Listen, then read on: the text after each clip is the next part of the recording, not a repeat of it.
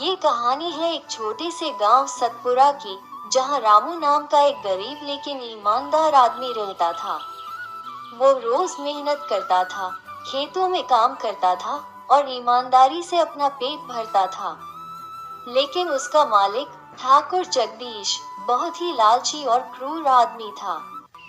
वो किसानों का शोषण करता था और उनकी मेहनत की पूरी कीमत नहीं देता था।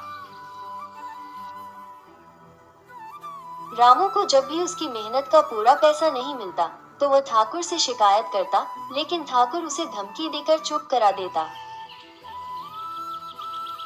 मालिक, मैंने पूरा खेत जोता है, लेकिन आपने आधे ही पैसे दिए हैं। यह अन्याय है। एक दिन किस्मत ने रामू पर मुस्कान बिखेरी। उसे खेत में खुदाई करते वक्त एक सोने का सिक्का मिला। उसने सोचा कि अब उसकी गरीबी खत्म हो जाएगी, लेकिन अगले ही पल उसके मन में दुविधा पैदा हो गई। क्या उसे ये सिक्का ठाकुर को लौटाना चाहिए, क्योंकि यह उसकी जमीन में मिला था? रामू सिक्के को हाथ में लेकर सोचता है, फिर गहरी सांस लेकर उसे अपने अंगूछे में बांध लेता है और ठाकुर की हवेली की तरफ बढ़ता है। रामू ने ईमानदारी का परिचय देते हुए वो सिक्का ठाकुर को दे दिया, लेकिन ठाकुर की नीयत खराब हो गई। उसने सोचा कि अगर रामू ने एक सिक्का ईमानदारी से लौटा दिया, तो जरूर उसके पास और भी सिक्के होंगे। मालिक, ये सिक्का आपकी जमीन में मिला था, इसलिए यह आपका ही होगा। सच में लगता है तू बड़ा ईमानदार है, रामू।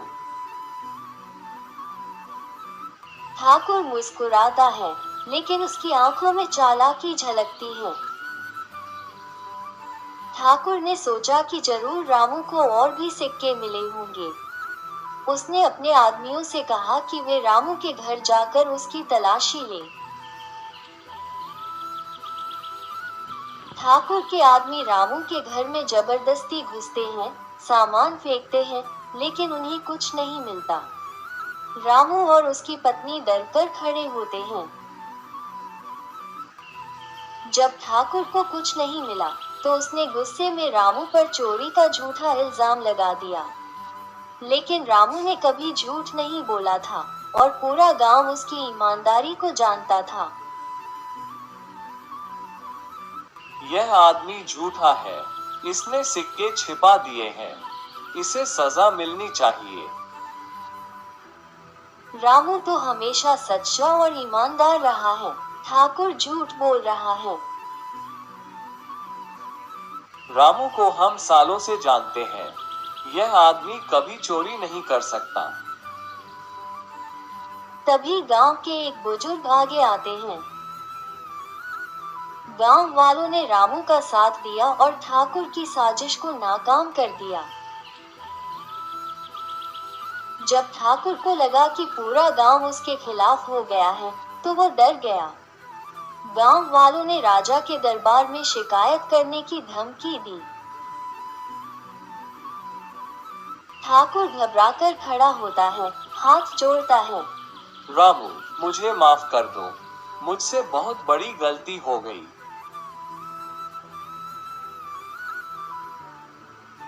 मालिक, इंसान को हमेशा सच्चाई और ईमानदारी से जीना चाहिए। लालच से कुछ नहीं मिलता, बल्कि सब कुछ छिन जाता है। रामू की ईमानदारी और गांव वालों की एकता ने अन्याय को हरा दिया। अब गांव में कोई अन्याय नहीं था और रामू खुशी खुशी अपने परिवार के साथ रहने लगा। इस कहानी से हमें ये सीख मिलती है कि सच्चाई और ईमानदारी की हमेशा जीत होती है। लालच और अन्याय ज्यादा दिनों तक नहीं टिकते। अगर इंसान सच्चे रास्ते पर चले, तो वो किसी भी मुसीबत को पार कर सकता है।